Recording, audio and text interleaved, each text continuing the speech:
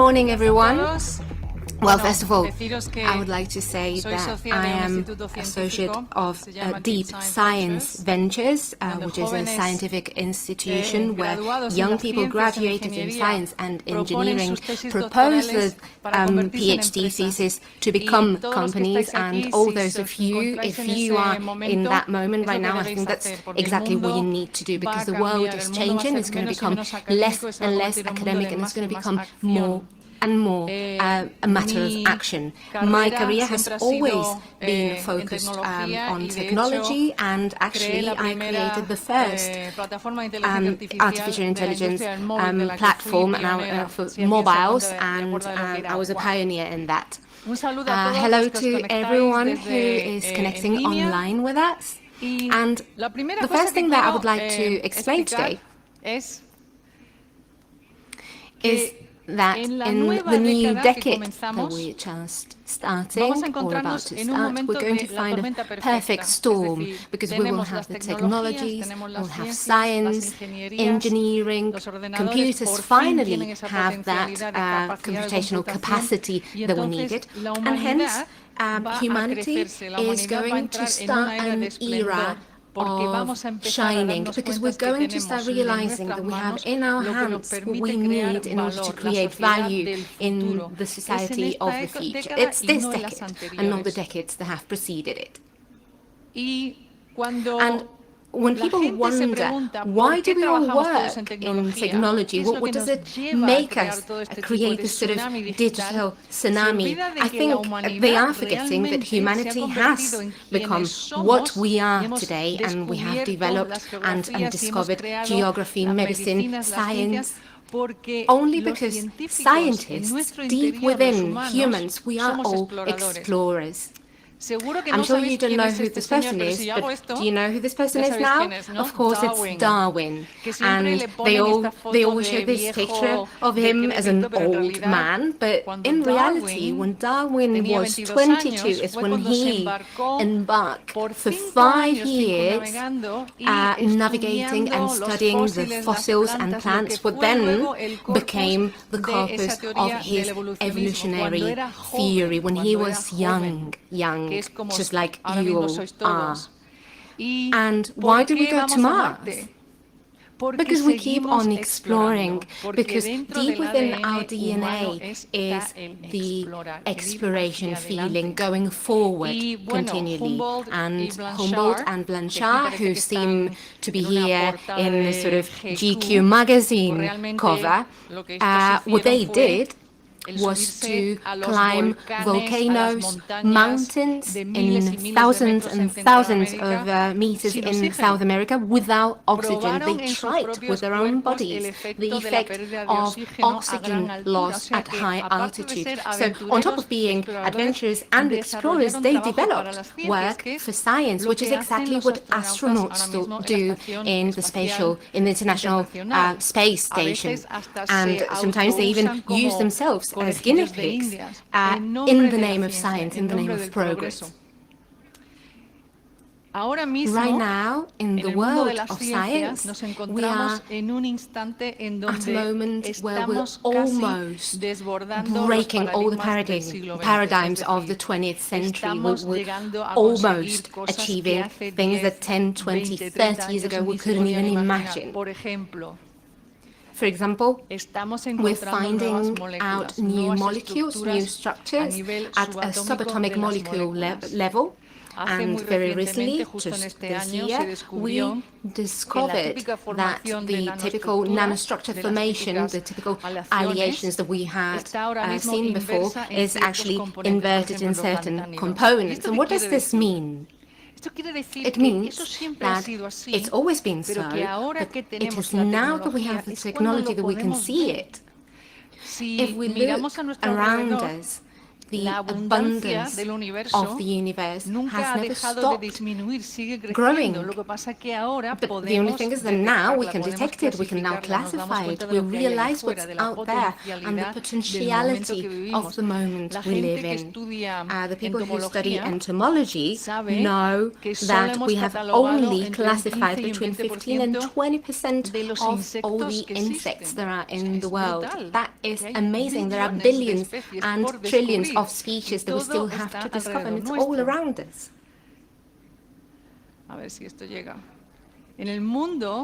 In pharmacopoeia, when a company wanted to develop a new drug, they had to look 10 years forward. They needed about $2.5 billion.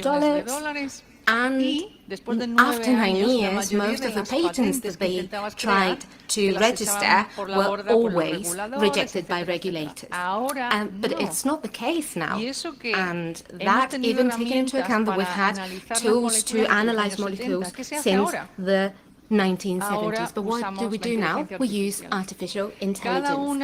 Every single one pharma company, Sanofi, Pfizer, are either working with IBM's Watson or with smaller companies to use their platforms. And what do they do? Actually, in our scientific institute, we have a couple of projects that are actually developing drugs through artificial intelligence. What they do is they create simulations.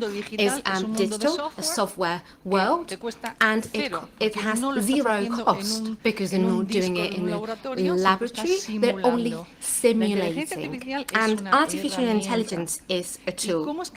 And how come we now have it at our disposal? Because the world has become a digital world. We're not only doing that, we're even getting into medicine now. We're starting to see how immunotherapy works because we have digitalized every single scientific process, both in pharmacopoeia and in medicine. But not only that, we are actually starting to see now exactly how the human body works. Because until very recently, say 10 years ago, we couldn't take a picture of brain activity. Neurophysiologists knew more or less how the brain worked, but they couldn't take pictures of it. But now that we have in our hands the possibility to digitalize everything, we are starting to understand that there's neither a left or a right side of the brain, but the brain is a whole entity in connection. Not only that, we even have neurons in our intestines, even more in our intestines than in the brain. And we know that our immunological system is actually there.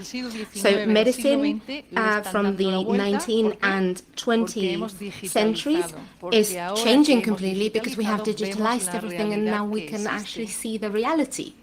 And of course, in the next 5 to 10 years, image diagnosis is going to be done by an AI machine. Why? Easy. Because the human body is constantly degrading, and the worst sense that we have is our eyesight. And when I am asked why, I give a very clear example. Magicians and people who do tricks with cats will not have a job if our eyes were the way they should be. They pull our leg all the time. And when you go to test whether you have cancer in your blood and the doctor has to check 10,000 pictures of cancer indicators in your blood, they're not going to be able to do it with their human eyes. They're going to use an AI program that can actually detect a millimeter of change in the samples. So in the future, machines will be the helpers of professionals because they will be able to go farther than our skills allow us to go. I'm trying to change the slide, but it's not working now.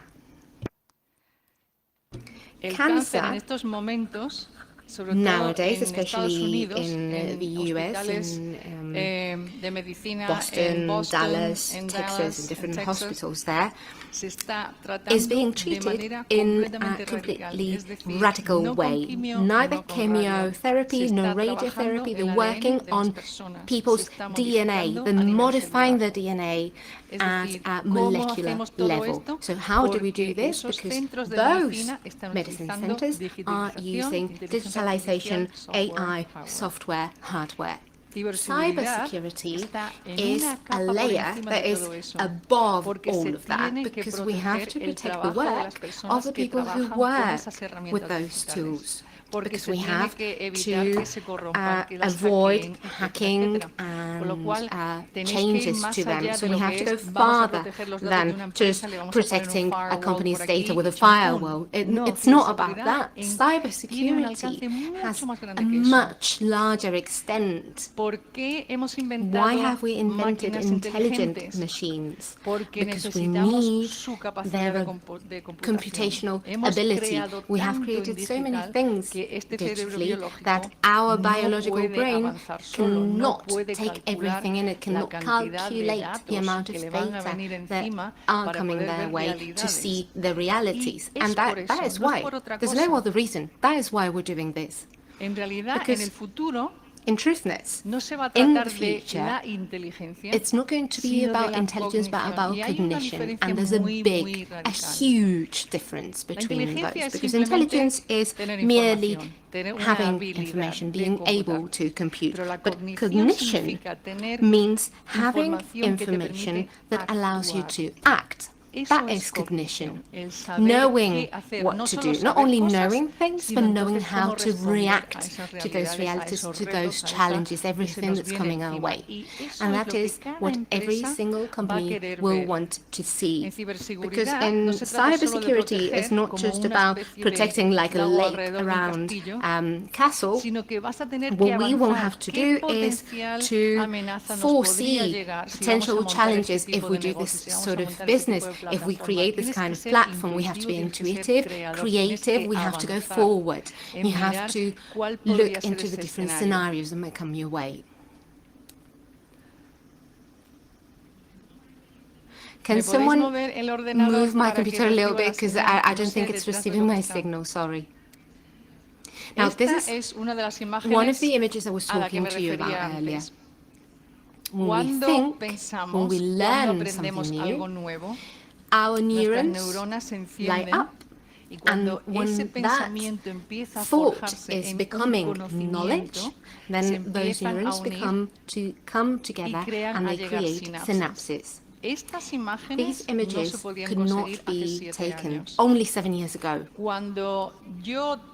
When I teach machines to think, what I try to do is do it from a neural point of view. So I specialize in deep learning, which is the way our brain works. Because thanks to those images, many of us who work in deep learning have learned that the algorithms in our brain are absolutely amazing. The human brain does not act on its own, because especially in this technological and digital era, we're going to start growing. We're going to grow with technologies, with tools. We're going to start talking about proto-realities. And how? Well, when we created the famous VR, virtual reality, everyone was saying, oh, this is going to be amazing for the gaming industry. We're going to start using Halo. And do you know what the best use is right now? Well, in surgery, actually. Because right now, when there's something really, really difficult for a human hand to do, if you train it in a virtual way, then you will see an increase in the success of complicated surgery. So VR is now in hospitals. This helmet is an AR helmet, and it captures pictures, it films, it gathers information, and it displays it on a screen. And who is this for? For engineers who go to a work site. And obviously when you start walking around a work site, you will need your hands to hang on to something instead of having to carry your notebook to take notes. And this helmet is actually for sale and is being used. So we're starting to feel that we can really increase our abilities both from a software and a hardware point of view. So this is all about transmitting data. Data have to be protected, they have to be whole, and they have to be legitimized. And so when do we need that these data are legitimized and not corrupted? Well, in telecommunications. And telecommunications in the last 20, 30 years have been done through satellites, but this is going to increase even more if you follow the space industry. Since February, even October, have started launching nano satellites constellations so that they start emitting Wi-Fi signals, broadband, high-band Wi-Fi signals in deserts, in the sea, in places where before there was not even 3G or 4G or anything, really. So the world is going to become a huge area filled with data, and the spatial infrastructure is potentiated not only through telecommunications, but even the European Spatial Agency, NASA, in the Japanese, were all trying to establish human presence in the moon. And when? In 5 years, 2025. So this picture is not a drawing, is not a draft for a film. It's the conceptual plan that some, a very big architecture firm in the United States who have built different things around the country. So this is a reality. Imagine the amount of data that go between the moon, the spatial infrastructure, and the Earth. That is going to be your work in the future. So it's not only about protecting a company.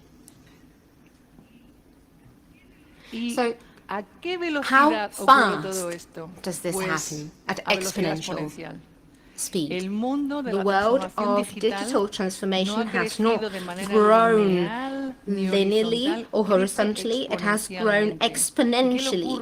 And what happens with exponential speed? Well, that it's going to almost become vertical very, very soon. That's what you get when you start a rocket. And 2020, where is 2020? Exactly where 2010 was.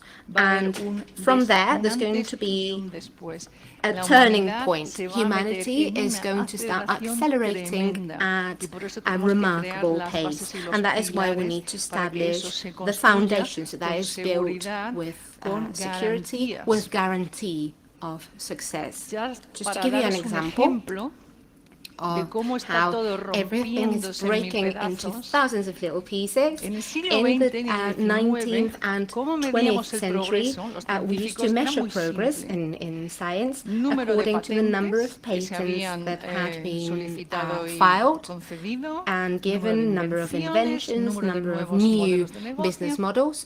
Well, in only the first 14 years of the 21st century, we went over all the patent files in the 19th century. So in 14 years, we did as much as we did in 100 years before, because we are starting to innovate at an exponential speed. This is not stopping, this is growing continuously. And just so that everyone realizes what the difference between innovation and optimizing something, we're going to look at the wheel, because I would say that it's arguably the invention that really made humanity go forward. And there's actually a saying in English that says, do not reinvent the wheel, so don't go back to the very beginning. So what is the disruptive wheel of the 21st century? This one here. Is it circular, or is it square, or is it both? And what does it do? It does something really funny, as you can see. Esta rueda quita las piedras de en medio. So how was this wheel designed? Where did it come from? The people who designed this wheel looked at how snakes move over rocks and how sharks move, and they don't go in a straight line. It's movement that's come from nature itself, and it's been used in this wheel. So there are two things here. We have an increased capacity to think about the university, but more importantly, these young people have invented this wheel weren't scared to go in and change things and change something that had already been invented, the wheel. That's the attitude. That's innovation in the 21st century. That's saying something can be improved. It's even saying we can even change something completely. So where do these things actually come from? Each transformation in society has begun with a very, very small fact, a conversation. Big companies, huge companies that have existed began with just a very small picture, a comment that was made to somebody, and that grows and grows and grows into something huge. So digitalization of the world began on the 30th of April in 1993, as you can see, I've written up there in red pen. Those pages were sent by fax to the American bank where I worked in Zurich. And what was this fax exactly? It was sent regarding nuclear study, but it was about when internet was created. What it was telling us, universities and banks and all the collaborating parties, was that at last we could use this. We could use the servers that had been set up around the world, and above all, if we were to set up websites using HTML, then CERN didn't want to have anything to do with that.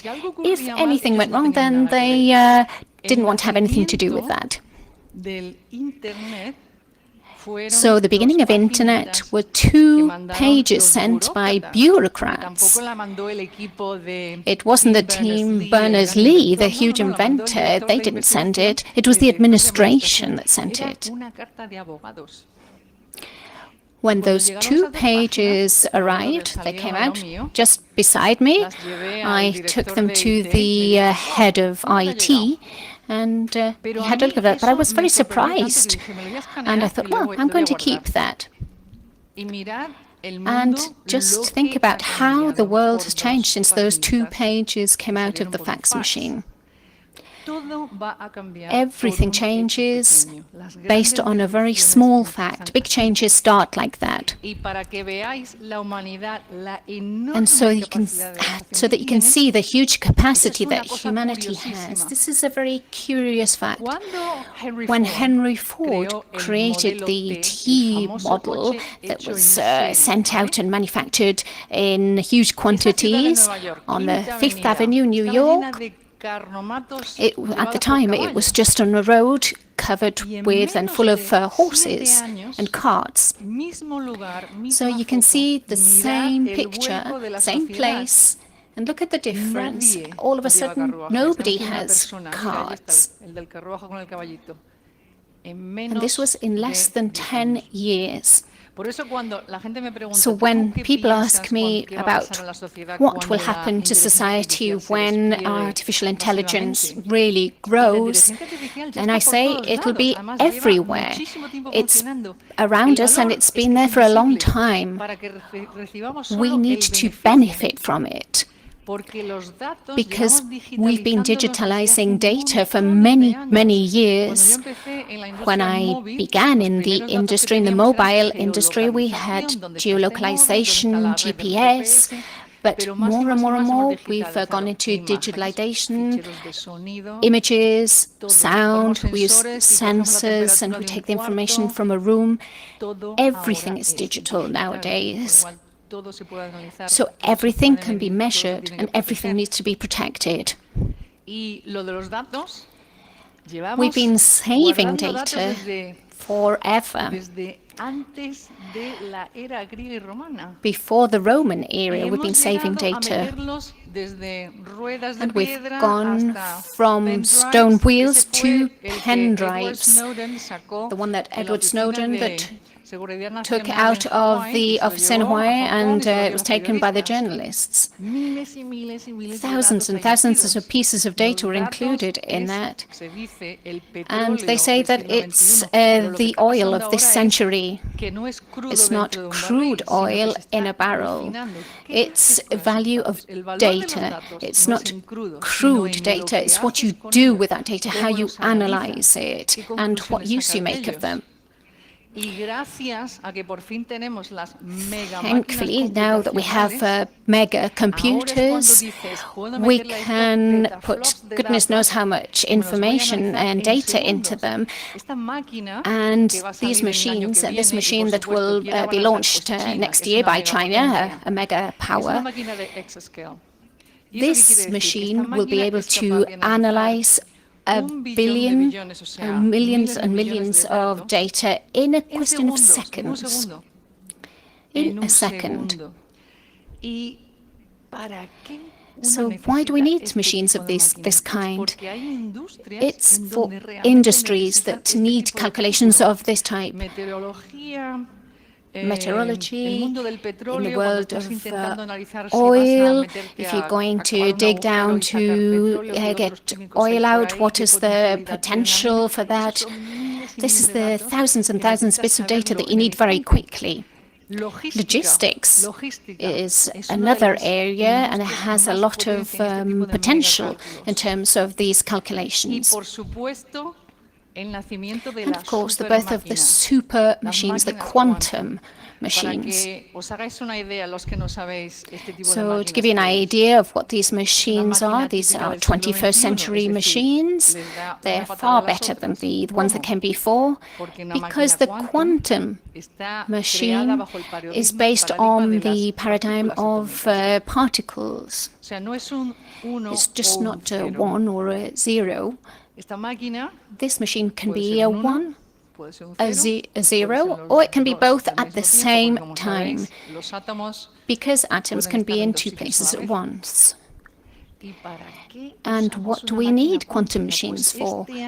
Well, this year, at last, there have been some publications, 2 research projects, and there's been a use of a quantum machine to remodel in a project organized by IBM. And there were some algorithms from deep learning increase the capacity of the machine. So it's in the perfect moment right now. All the engineering entities are helping one another. This is an IBM project. It's still a research project. And I can confirm that IBM would love for any company, any university to make use of these machines. There's a quantum machine in Munich, another one in Jersey.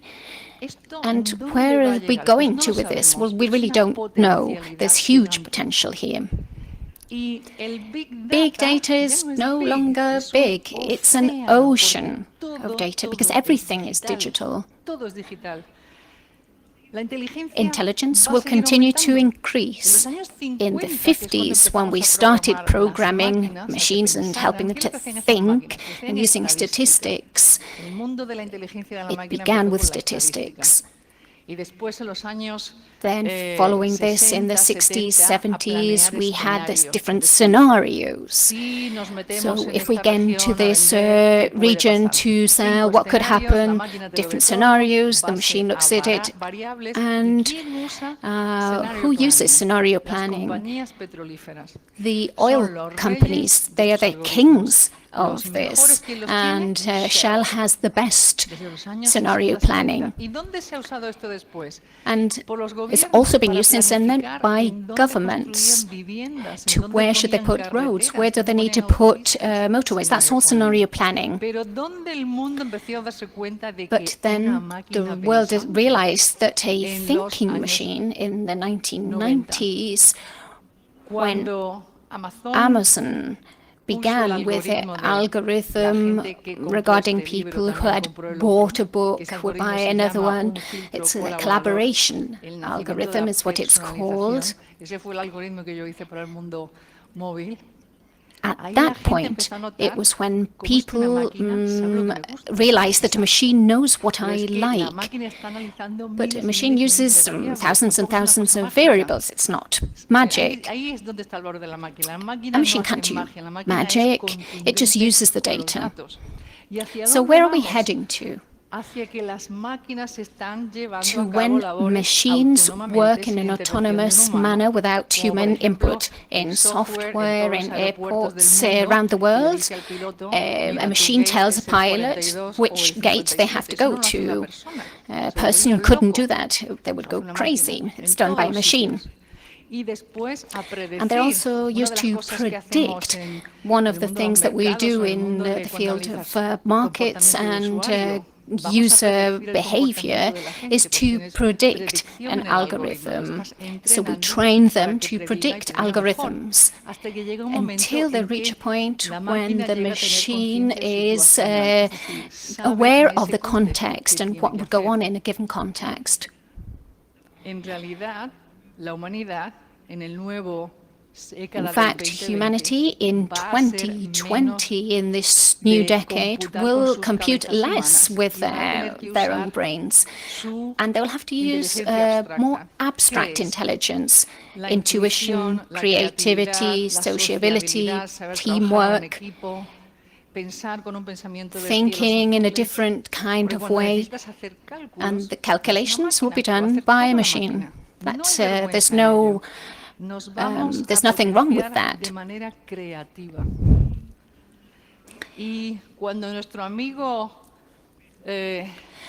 Kasparov, when he did not beat the IBM machine, I got to know him last year in Copenhagen in an artificial intelligence event. He's a lovely person, and you should read his books. He said, "Oh, nobody remembers the first year when I actually won." But it's true, nobody remembers that. We all remember how he lost, and it was a disaster for humanity. The machine has been able to beat man. A huge paranoia. But in actual fact, thank goodness he won, because the machine is there to serve us and to work for us. We are not designed for that kind of mind, for that kind of computing. So when you use a machine to analyze data, you have a huge menu. There are many classified algorithms in libraries with all their different names, sort of random forest. I don't know if any of you work in artificial intelligence. But when you really want a machine to get its full potential, you teach that machine to think with a logical mind. It's not mathematics. Mathematics works, and that's fine, but this is all about something else. This is where dangerous part comes in. Because a machine is going from 0 to 1,200, and you have to look at what the machine is learning, and that it's not using false realities. Why? Because the way in which we program a machine incentivizes it to explore. How do we discover things? Because we're explorers and machines work in the same way. It's the same function. Sometimes machines explore in the wrong kind of way. They go in the wrong direction. We have to check them all the time. There's no corruption in their train of thought. It needs to be a positive result and not a false positive. So why am I saying this? This is a photo that was sent to me by British Petroleum, a great British company. It's all data. Humans can't visualize in multi-realities. That's why we need machines. So when I work with automobile companies, so Volkswagen, for example, when we're designing a car, they don't allow us to use the wind tunnel in actual fact because it's very, very expensive. We do it using simulators. So when you're using simulators, you can go above and beyond. And we can push things to their limit in terms of dynamics, and you can go right to the very edge. And so you learn much, much more with a software program. So this is just the cost for this is just the salary of those people working on it. It's all software. What about cities? So the smart cities of the future are what we're looking at here. This is what happened to the mayor of Boston when he looked into this. He said, let's set up a website in which we will publish all the data of everything that we do from the council, how many books have been published, how many people have shot a gun in the street, and all of this data. So when all of this happens, so when companies like Uber came to Boston, the local council saw that they would go to rich areas and to the city center. They weren't going to the poorer areas. Uber was not going there at all. And that was when the council said to Uber, if you want to work in Boston, you have to go everywhere. Otherwise, I'm not going to let you continue working here. That's the power of data. When you've got data, you know what's going on. You know what's going on around you. The world is no longer invisible. You have reality at your fingertips. I've been working with ESA for a number of years. And in Colorado University, a number of students decided to work on a project regarding ISIS and asking how they were expanding. Where were they getting their money from? They took images from oil centers, and in 2014 there were 86,000 working, and at the end of the year 30,000, and then down to 15,000. So where were they getting money from? They weren't getting it from digging oil. They were doing something underhand. Why hadn't they seen that before? Because they hadn't analyzed data in this way, in this kind of creative way. The world of data opens up many, many horizons. And I worked in Brazil for the Olympic Games, for controlling the masses. The idea was, let's hope they don't go and steal from the people that are coming here, because that would be a disaster.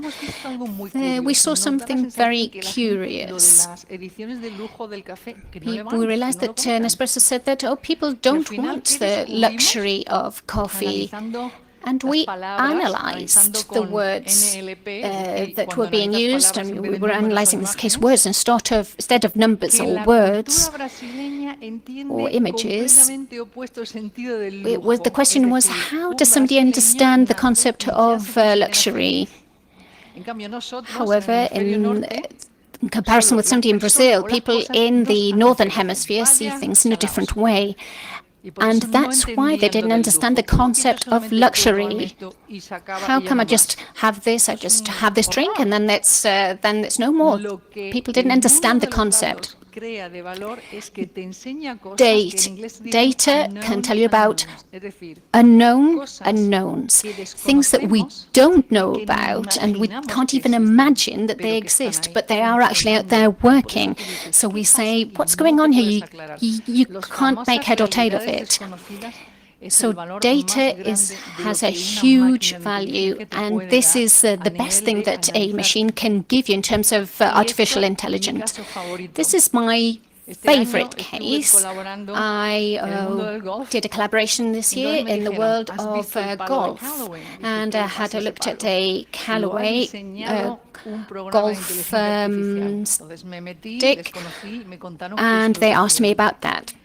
When you design the iron inside of the golf stick, then you have to talk about calculate the destruction, because when you hit the ball, it gets squashed down, and then the ball is sent out. So I was asked to analyze this data, to put this data into a program and analyze what the best way of designing that piece of iron would be. And the result was asymmetric, irregular, had curves, and every little bit was different, and everybody thought, oh, what are we going to do with this? This is very strange. So these are the ones that we had before. And when they built the prototype and they started playing golf, they saw that the ball would go flying far.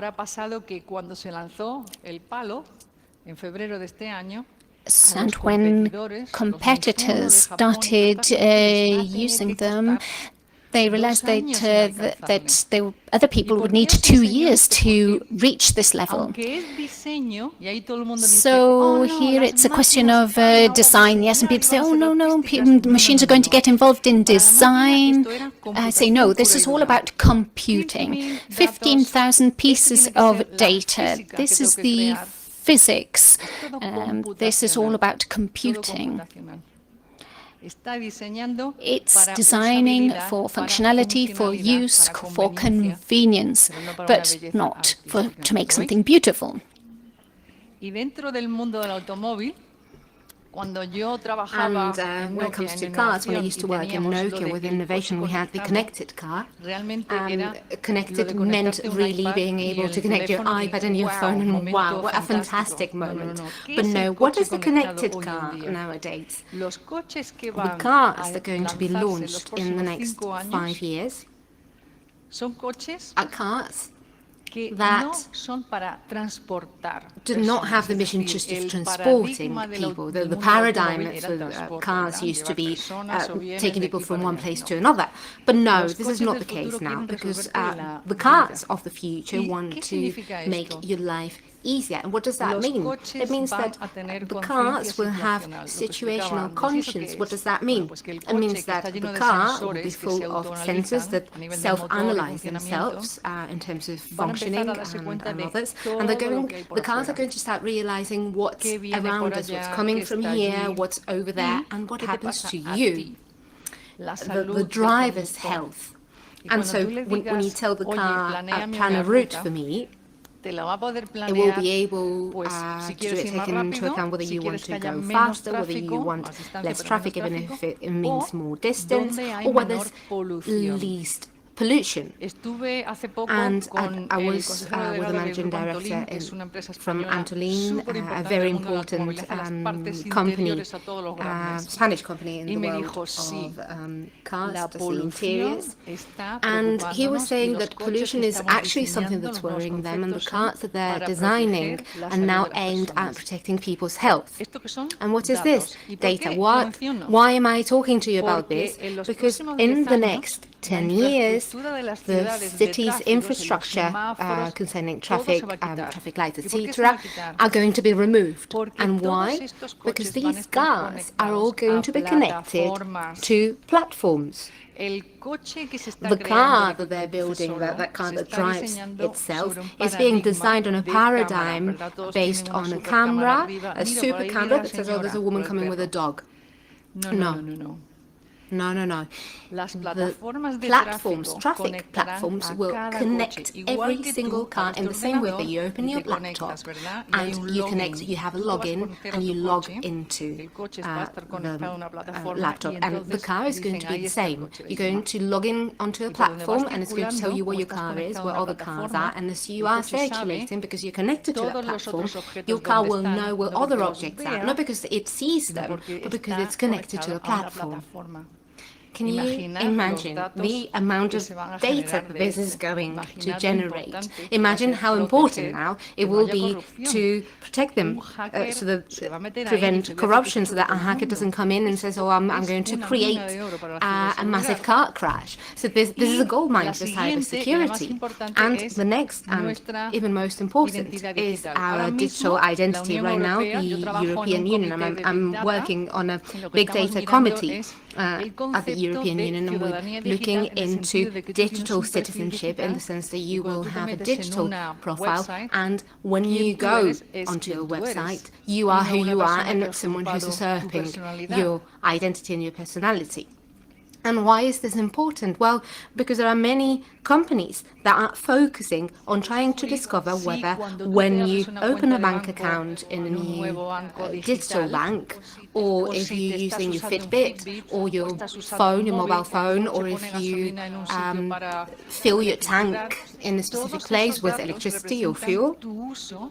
This is the use of digital values, and that means that it is you who's using them and not someone else. So the identity layer that a government gives you, that's the passport, and there's an identity layer that you create yourself, your email and your password, things that you know yourself, and there's biometrics, but now there's a new data layer which includes all data that IoT objects are emitting and transmitting. So you're going to have work for 500,000 years, because can you imagine what it will mean to verify that those data are actually the data that you think they are, that they are true, that they have integrity, so that it is actually me who is using that cash point with my card, that it is actually me who's using my Fitbit or that used it on Tuesday to run around the river, and that will be part of who I am, and it will be guaranteed, because the European Union has the objective in the next 5 to 10 years to have not only a paper passport, or even not a paper passport anymore, but a digital identity for everyone, and that digital identity will be fed with all the data that I was just mentioning. Now, artificial intelligence grows and grows. It won't be about calculating anymore. Simon is the little robot that we have created at the ESA, and we have put it in the big ISS, our super space station. And what does Simon do? Well, it does is to control the emotional level of astronauts, to help them with tasks through voice activation, and it also floats, by the way, because we've noticed that if it's difficult for a human being to move around the station, a robot will be crashing onto everything. So it's there to learn how the astronauts feel, how to connect emotionally with the astronauts. And it's the first AI robot that has that mission, to learn the emotional changes that a person has when working there with many difficulties, stuck in a shoebox for 6 months. And it's a very important project. And why? Because where we are going as human beings, humanity is going to space. So I encourage you that when you start thinking about having a career in cybersecurity, come and visit ESA and come to the company hub that we have here in Spain, because if there is data on Earth, you cannot even imagine the amount of data that we work with in the space industry. And actually, in Spain. We are leaders. We have in Elche one of the best startups building space. People under 30, and the best teleport in the world has been awarded to the one in Santander.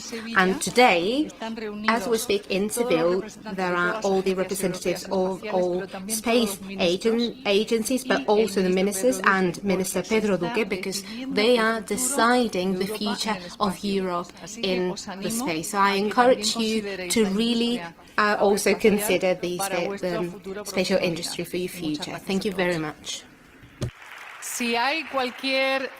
If you have any comments, not questions, but something that has made you think, please raise your hand. We have microphones. There's someone over there. En el centro.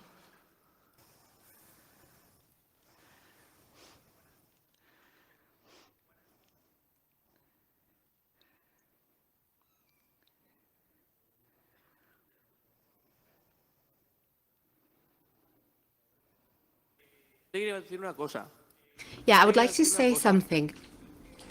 You have been, when you talked about cars, in Boston you said that they wanted to get rid of all the traffic lights. No, that was not in Boston, that will be in the cities of the future.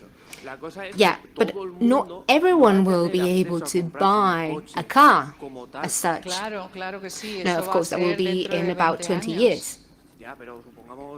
Yeah, but in 20 years, poor people will still be poor. So they won't be able to have access to all the technology that everyone else will have available in 20 years. So it will have to be done as well in a way that allows those who are from working class to access the middle class, so that they can also get access to that technology in turn, because that is going to cost a lot of money. Yeah, but you know, the technology is cheaper and cheaper every year. That's how it works. And it's got more and more potentiality. Just to give you an example, when I created my first startup in the year 2000, the servers that we had to hire from Sun Microsystem, we had to spend 800,000 euros a year to have that service in Europe. And how much does that cost nowadays? An Amazon web server, how much does that cost? So in the future, transport is going to be more potentiated in the cities, but the automotive industry will be creating smaller, more compact cars, so we'll have a very high performance. So technology is really democratizing everything, because if you look around you, everyone has a computer, whereas when I was your age, it was so expensive that it was impossible. So technology goes hand in hand with democratization and making things accessible to all.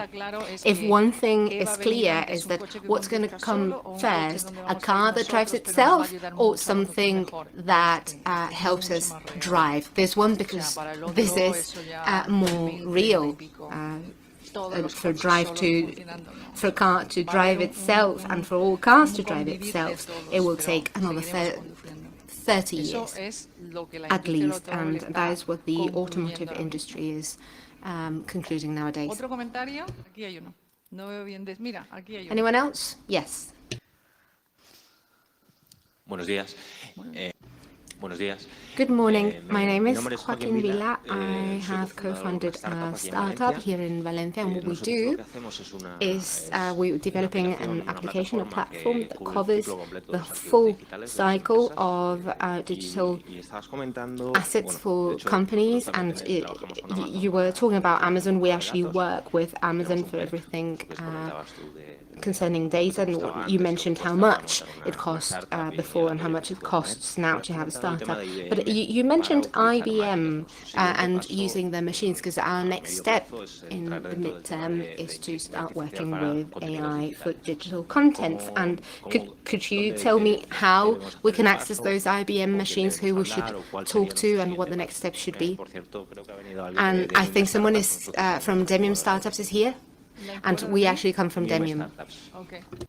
There are many platforms to digitalize values and to work with them for whatever you need, mostly for marketing. Of course, there's thousands for data analytics.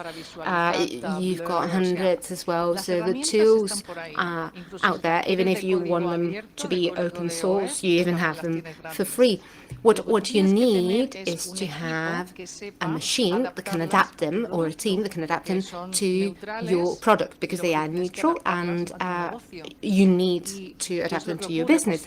And what's happened is that marketing teams have had to create the new famous marketing hacker, so that they're creating small algorithms to see how your campaigns work, and you're adjusting them until you have zero cost, so that you get as much as you spend. So you need to have a team in your company that can actually adapt the tools that already exist to your business, whatever your business is.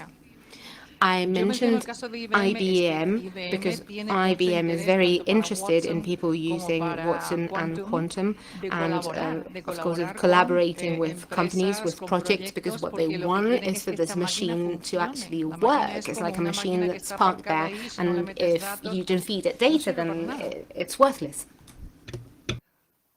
No veo muy bien. Aquí. No veo muy bien. Aquí.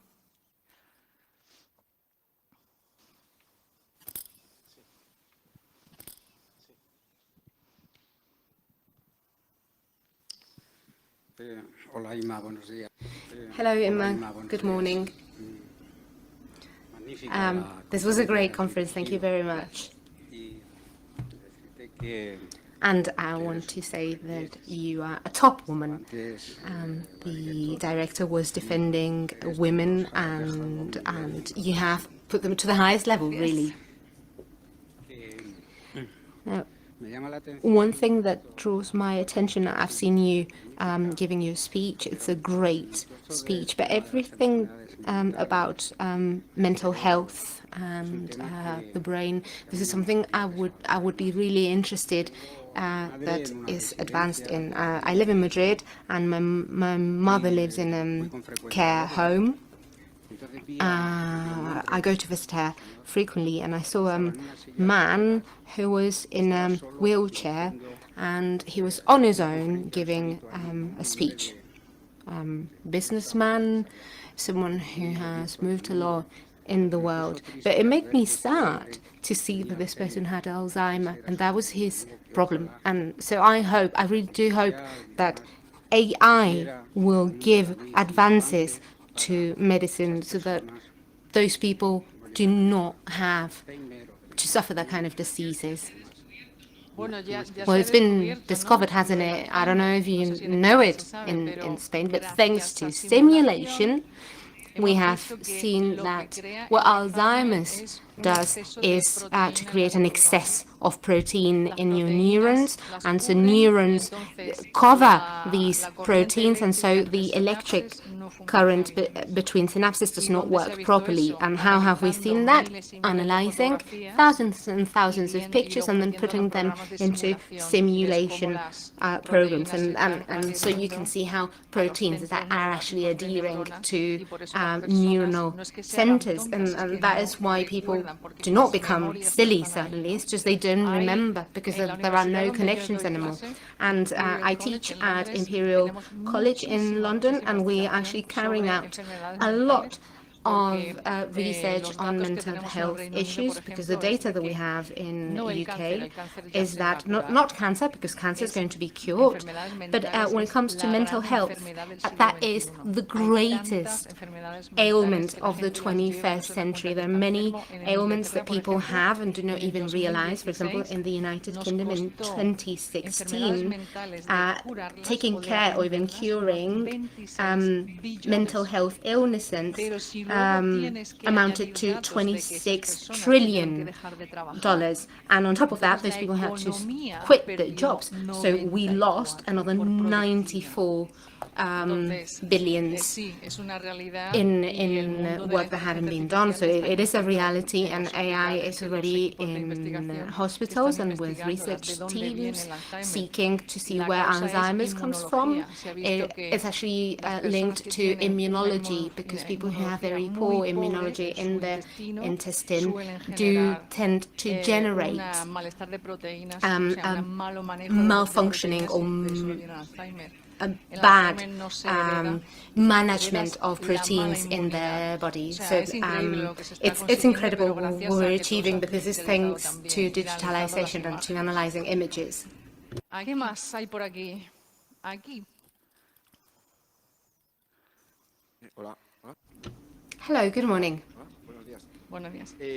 You mentioned that the time is now.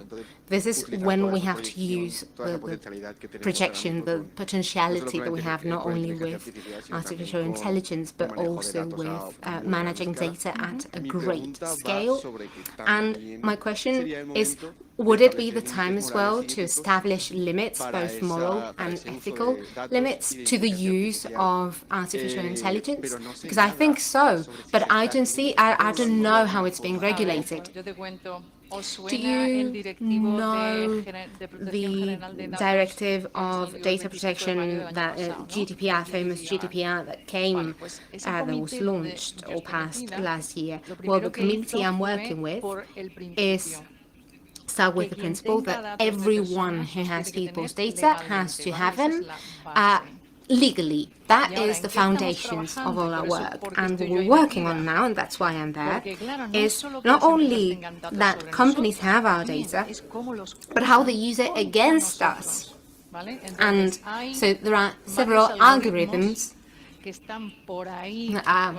around there. When I say around there, you understand Facebook, YouTube, Google, everywhere, that discriminate between people, that make you go into little places that you shouldn't be going into. For example, YouTube algorithm where you say, I want to see a TED talk on artificial intelligence. That is a cluster algorithm. And so the first video is TED and is artificial intelligence. The second one is TED, but it's not artificial intelligence. The third one does not have anything to do with either. And the fourth is something really weird, and you think, why am I watching this? But that is the new regulation we're working on. The European Union has much more social conscious than, for example, in the United States, where consumers have very few rights. So we're working on a more ethical society, and especially in protecting citizens, not only on the data being used, but on the data being used against them to influence their opinions, to change the way they think. For example, a couple of days ago, Apple co-founder Steve Wozniak tweeted something against Apple, saying, how is it possible that my wife and I have ordered the famous Apple Pay, the new card, and my wife, I can see, has a different algorithm than that's being used for me. And I see that we're seeing different things. And he is the co-founder of Apple, so he's everywhere. And you can feel it more and more nowadays, because everywhere where I go, I'm trying to see where they're trying to make me see. But the truth is that people, regular people nowadays, do not realize what's going on. They didn't stop to think, who can I trust or where can I trust? So regulation is definitely in group in the European Union, and we're aiming at having regulation in a couple of years. Muchísimas gracias. Thank you very much, Inma. Fuerte el aplauso para ella. Gracias.